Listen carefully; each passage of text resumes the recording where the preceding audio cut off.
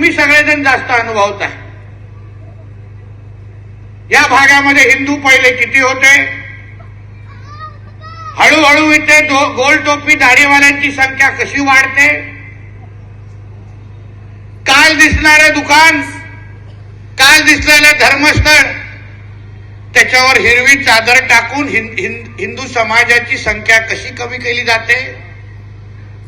Love जिहाद, land जिहादच्या नावाने हिंदू समाजाला कसं इथे पलायन केलं जाते, हे सगळ्याची माहिती ही माझ्यापेक्षा तुम्हाला सगळ्या जणांना जास्त माहिती आहे. मग या सगळ्या गोष्टी होत असताना नेमका इकडचा असलेला हिंदू समाज स्वतःच्या पायावर का जागत नाहीये, का उठत नाहीये. आजूबाजूला एवढं हिरवं आक्रमण वाढतंय. मंदिरापेक्षा चर्चची साईज मोठी केली जाते. मोठे मोठे चर्च बांधले जात आहेत, मंदिरं लहान होत आहेत. लव्ह जिहादच्या नावाने आपल्या माता भगिनी, हिंदू माता भगिनींचं आयुष्य खराब केलं जात आहे.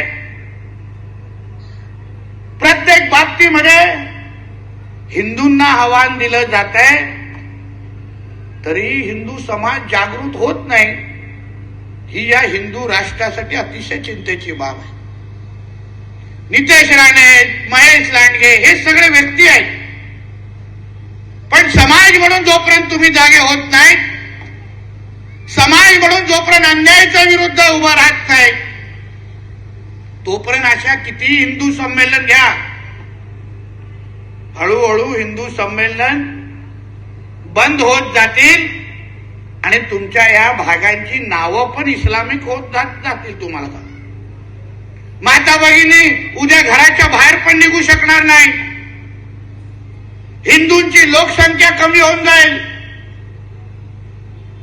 धानोरीचं नाव कुठलं तरी इस्लामिक म्हणून हे लोक ठेवून देतील आणि मग तुम्ही सगळे जरी ते कसे जगणार, ह्याचा समाज म्हणून तुम्ही विचार करावा. म्हणून हे हिंदू संमेलन आहे.